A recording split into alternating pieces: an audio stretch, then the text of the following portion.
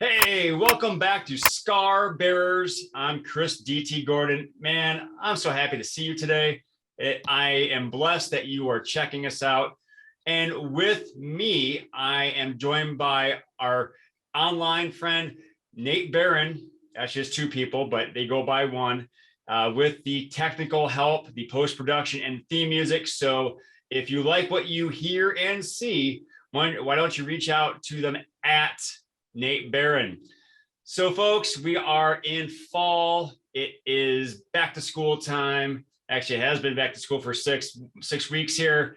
And I'm getting on the road. I'm reaching out to people with the message of tag, the attitude of gratitude. So if you know of or work with young adults that would benefit from greater positivity, gratitude, and resilience, please reach out to me at chris@chrisdtgordon.com or my website, chrisdtgordon.com.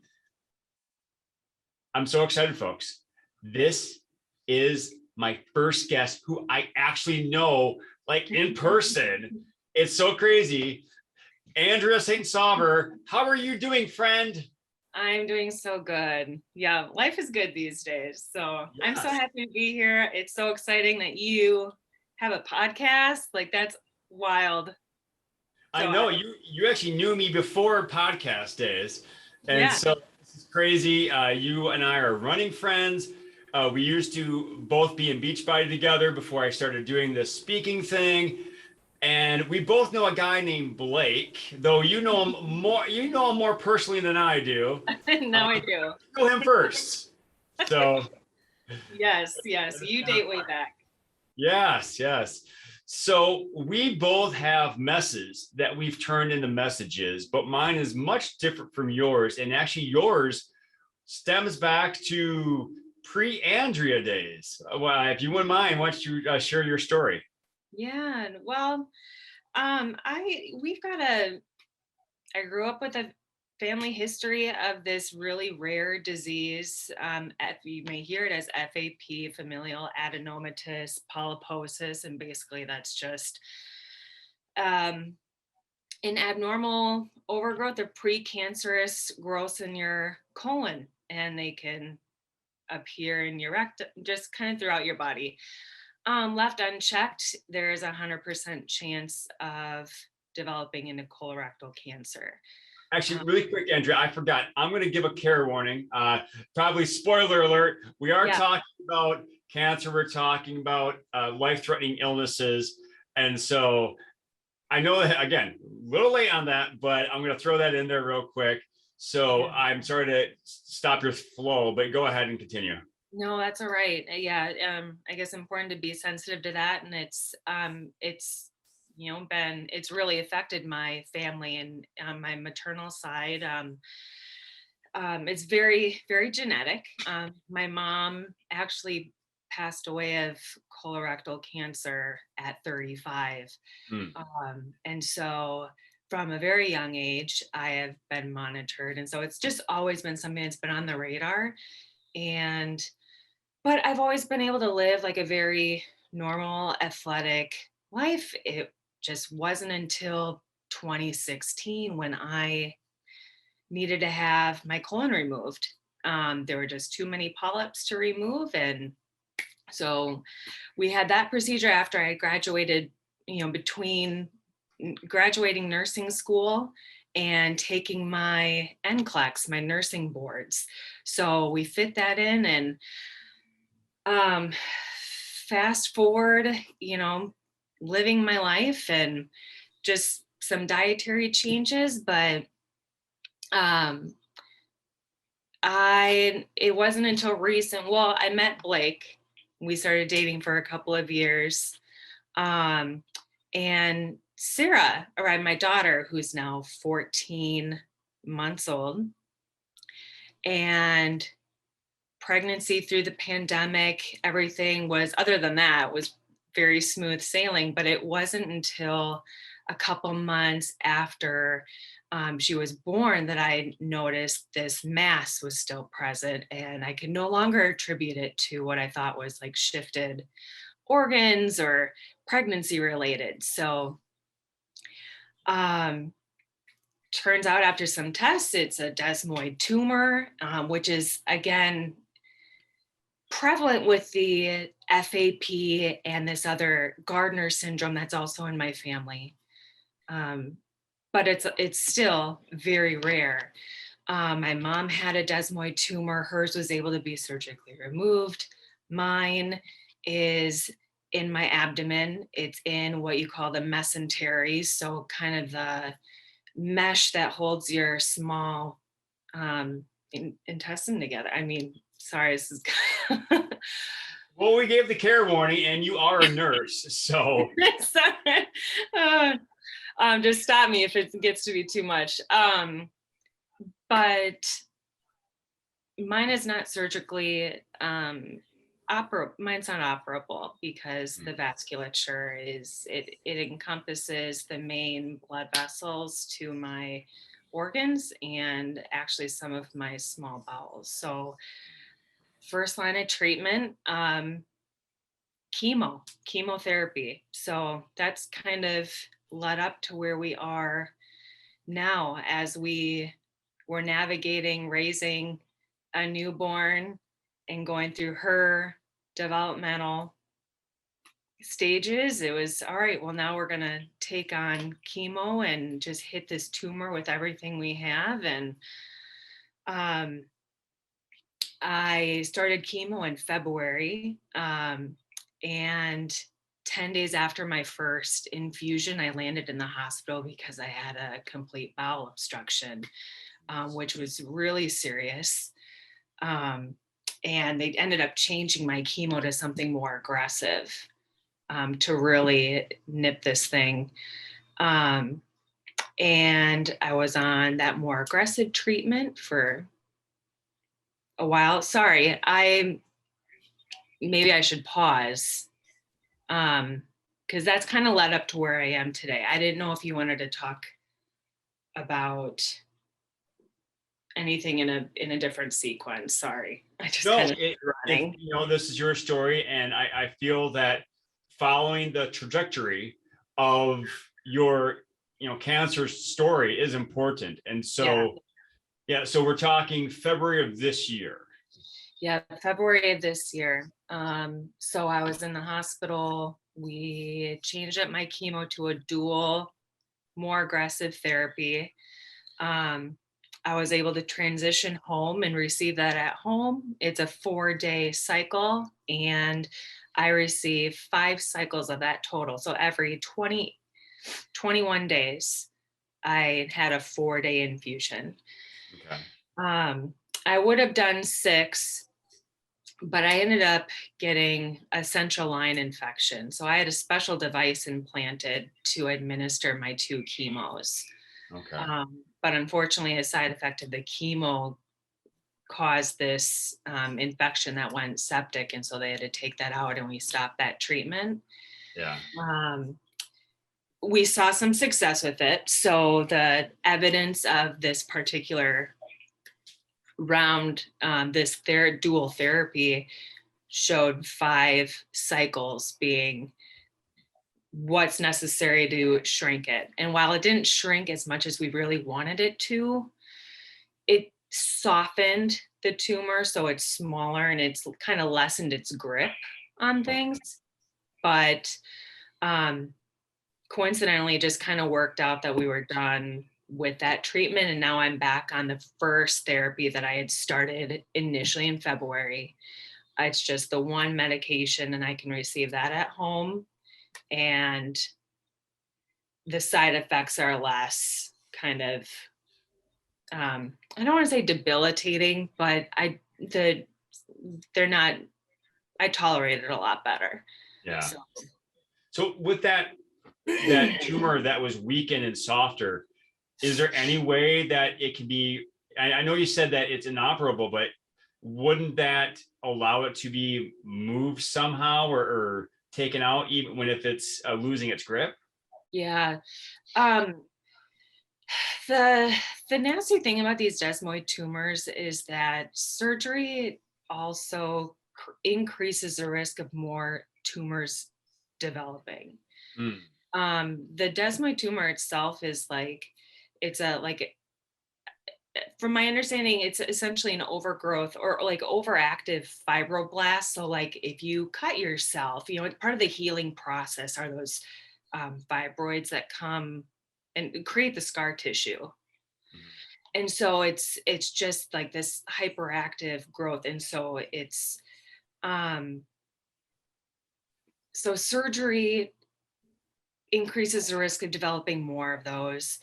And so you kind of have to weigh the pros and cons. So as I'll be on this therapy indefinitely for, it could be a year, and every few months we'll reassess it. There could be a point where the risk reward, I might be at a point where it's safe to do that, but at this point we just want it to be stable. We want to try and shrink it more and just monitor. Essentially, I get people Yeah. live with these all the time and are fine.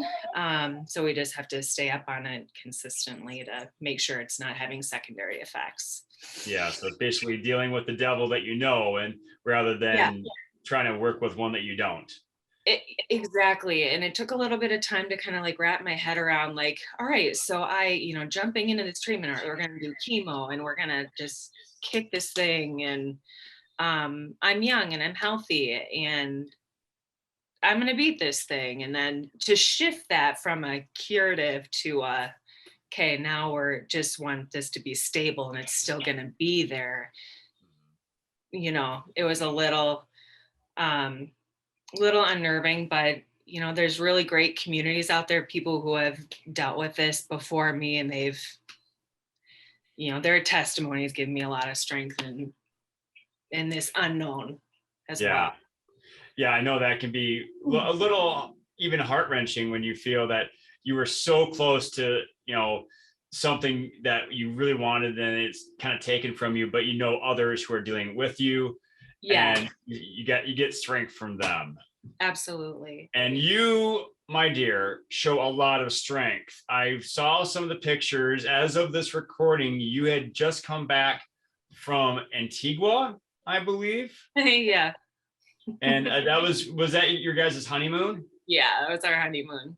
Wow. And so what kind of things did you do in Antigua? And I'm not trying to, Yeah. basically I'm trying to show that you can live an active life while still dealing with this. But I really want to know. I'm maybe I'll go there someday. Yeah. Oh my gosh. Well, one, I had never been to the Caribbean, and that was absolutely just incredible. Oops. I'm sorry.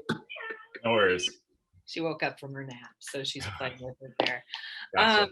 Probably didn't have baby monitors in Antigua either, did they? No, although we could tune in, so I tried to not be creepy and Okay. spy my aunt. Beautiful. The waters are just everything you see in pictures. So it was really incredible. It was, we only took a couple of excursions because we really want to just enjoy the peace and the sunshine, and the beach, and just kind of exploring a little bit. So, but we did do a 360 tour of the island, and that was amazing. And That was on the zip line. and then we did zip lining. So Oh, that you was did zip line as well. Okay, yeah. awesome. And that, let me just tell you, oh my goodness, for someone who's afraid of heights, my palms are sweating even just thinking about it. But it was so much fun. So if you have a chance. I do enjoy a good zip line. So yeah, maybe I could sometime get down there and maybe figure out a way to do like a speaking retreat down there and just, we just happen to have zip lining, and all right. Yeah, we're doing it. Yeah. Team building exercise. Yeah. There you are. So besides ziplining on honeymoons and keeping up with not only Sarah, but also Dason.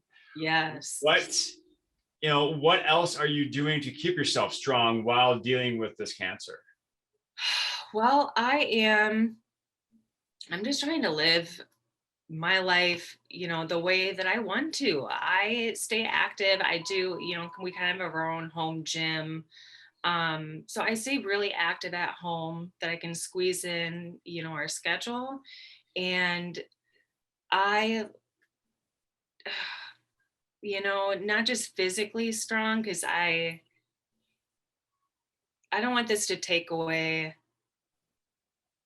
the what I'm able to do to challenge myself physically, but also mentally. So I dive a lot into like personal development and reading and, these communities that are also dealing with similar um, testimonies as I am. And so that gives me a lot of not just support, but just faith in knowing that, you can be going through some really tough stuff, but you don't have to go it alone, and you can find support out there. So I love various podcasts that just really help me with my own mindset and just keep, the eye on the prize and stay positive and just live as healthy as you can, mentally, physically, nutritionally. It's all you can do. It really Yeah, is. But I think we have to find not only the strength in others, but in ourselves to do it, because some days are tougher than others. absolutely. Yeah. It was, um, yeah, that's for sure. There, I mean, when this all happened in November, it took a little while for things to really there was this point where we were kind of in this limbo of waiting for results from my biopsy to come back to confirm a desmoid, or your mind starts going in other places. And I'm 30, I just turned 36 in August. My mom passed away when I was 35. So it and then having Sarah, it just, yeah, your mind can get in some kind of go down some scary places. So it's, have those moments to kind of embrace those emotions. Yeah. But then like, okay, let's control what you can control and move forward. And that what I can control is what I'm doing with my body, feeling my body and those I'm around, and what I'm putting in my head, so Yes, definitely. Putting stuff in your head is as important, if not more important, than what you put in your body, because where your thoughts go, your mind and body will follow. 100%. So, Absolutely. so what next do you have in store in terms of, you know, professionally or personally? Yeah. Well, kind of in that same vein, I've never I've always taken this as I want to continue being the driver of my my life, and a couple of years ago I ran in the Twin Cities Marathon, and I seem to remember that.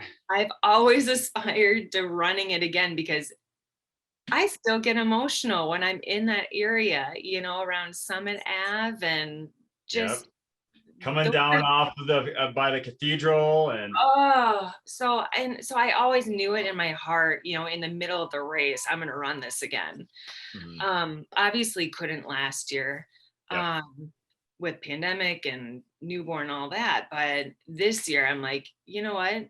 I'm I'm gonna do this thing, I'm gonna figure it out. So I'm, within what I'm, listening to my body and everything. But I'm proud to say that I have been training since June. Excellent. And before then, I was getting the miles under my belt before I started my training plan. And it feels really good, just to take control, and running just gives me the mental clarity that nothing else does.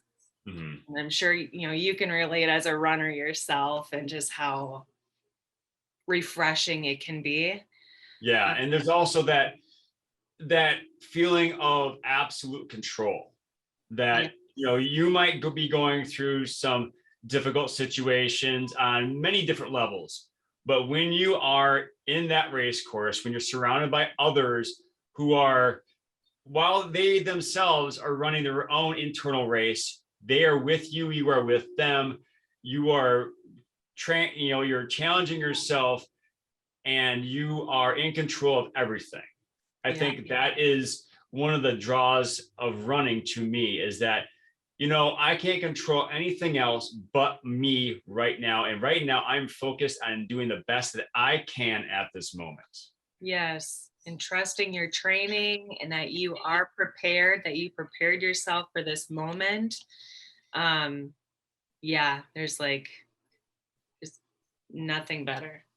Yeah, well, you're going to have to definitely keep me up to date on how that goes. I I'll probably will. see it on Facebook, but maybe you'll have to come back and give a post-race analysis. Oh, sure. That would be awesome. My goal before I would love to beat my 2019 race.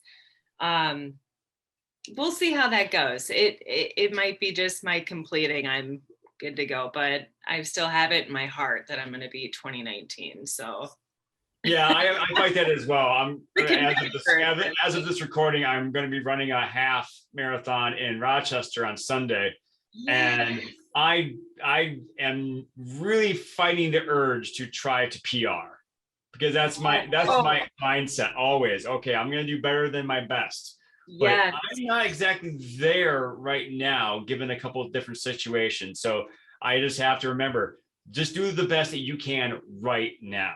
absolutely. And I'm grateful for Blake that kind of reminds me, like he pushes me, but then also like just you finishing this is going to be great. So just, but yeah, the competitor in me, it's always, yeah, that PR.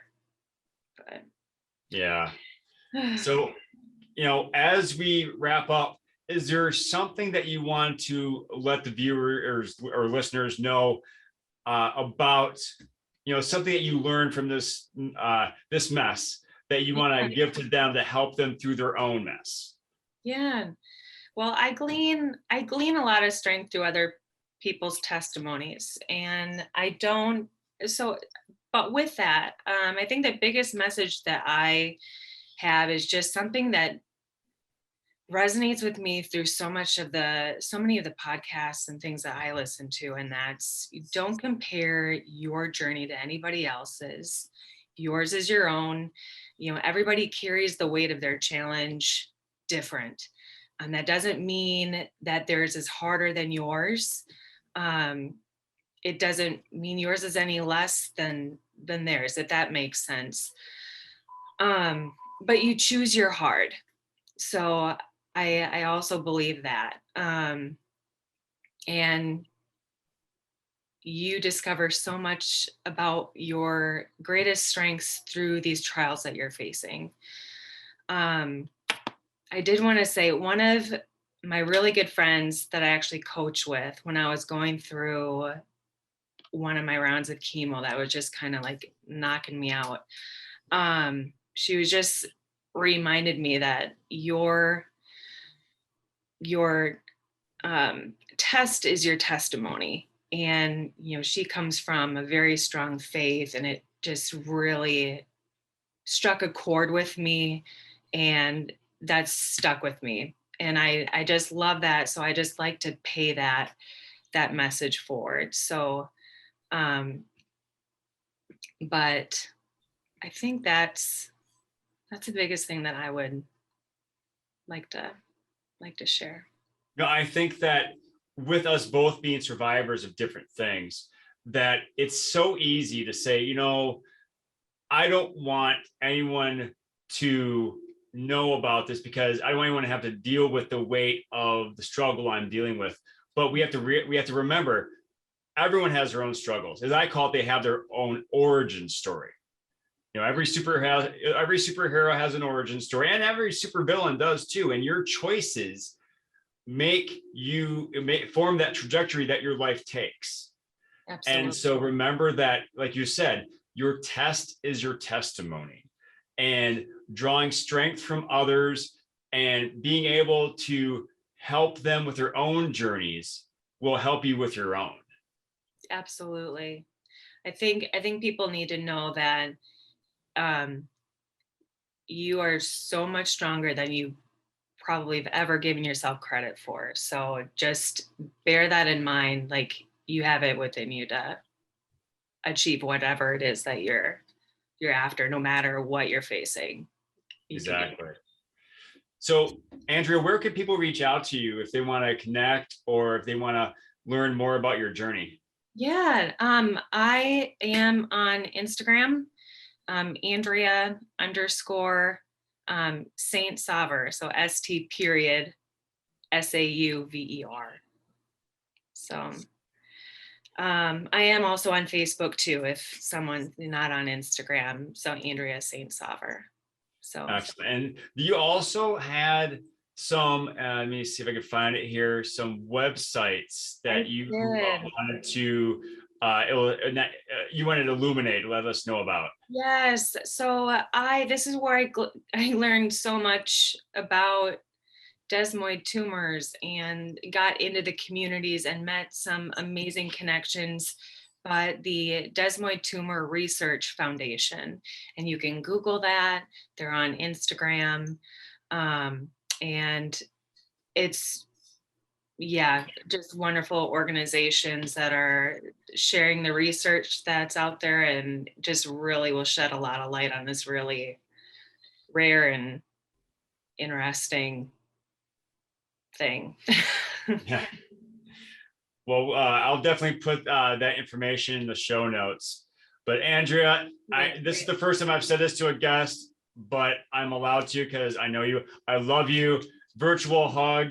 I look forward to seeing you guys again. And I've always loved you. Thank you so much for having me. Oh, someone did. Oh, we did. Are we going to get a cameo appearance? Can we?